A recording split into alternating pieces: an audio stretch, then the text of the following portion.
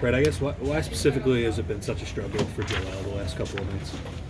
I don't really know. I give credit tonight to Boston's physicality.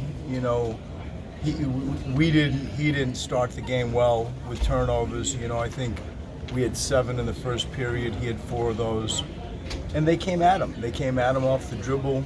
I think that they were physical with him, with a crowd, and we just didn't start well with him. He had the first basket, and then after that, I don't believe we did as good a job also as we need to do getting him the ball.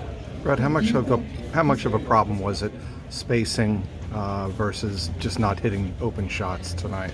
I mean, our front line struggled. If you look at the statistics, they struggled tonight, and I do give credit to the Celtics defense. I thought the Celtics defense was physical. The switching hurt us.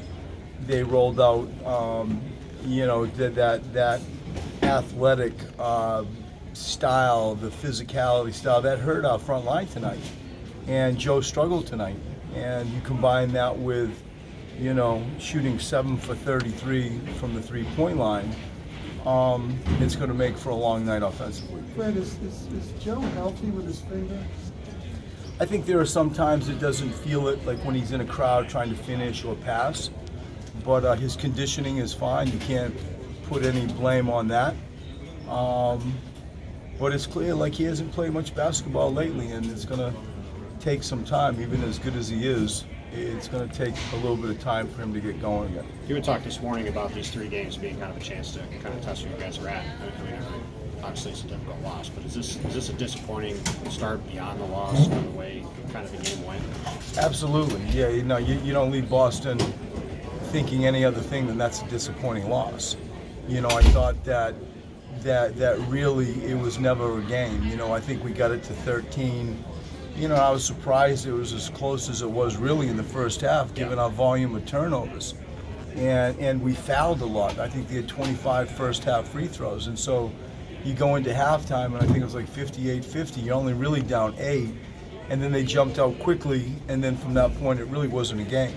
We cut it to 13 at some point late in the fourth, and then it ballooned out, I think quickly to 20.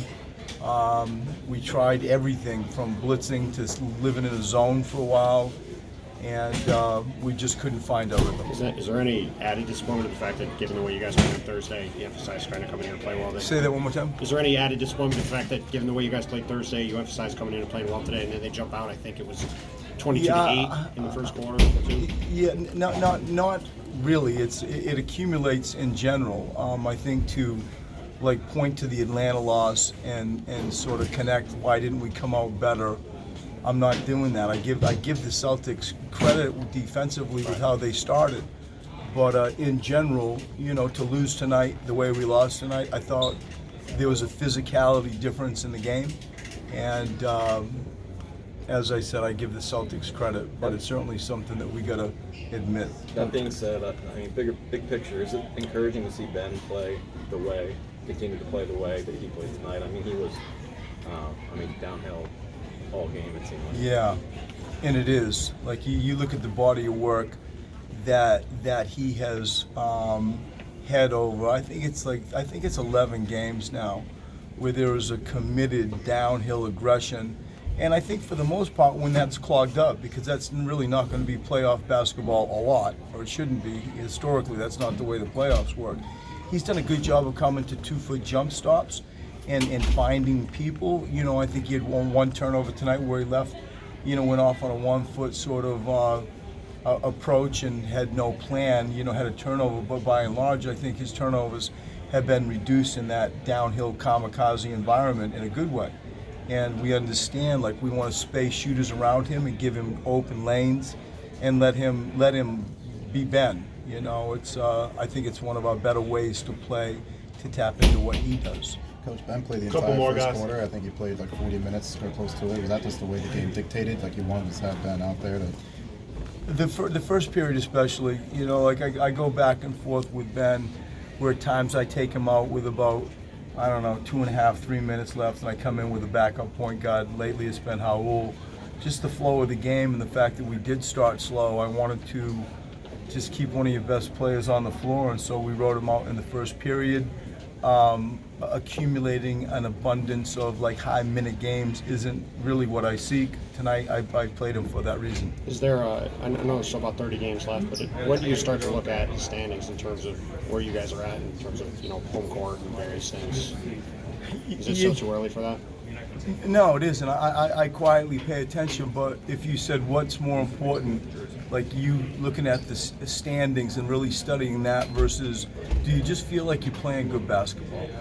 You know, do you feel like there's a semblance of order to what you're trying to do defensively and what you're trying to do offensively? When I feel good about that, and I don't, you know, at times I really do, but right now, you know, we're not equipped to go into the playoffs like we need to be equipped to go into the playoffs. And that's what I think about more than the standings. And, you know, the good news is there's certainly completely enough time for us to, like, move some things around. The spirit of the group is like an A+. The guys are good. And so, like, that's not the issue. There are some internal things with our structure that we got to keep paying attention to. But the standings really don't trump those other things that I just said. Thanks, Brett. Thank you. Thanks, Brett.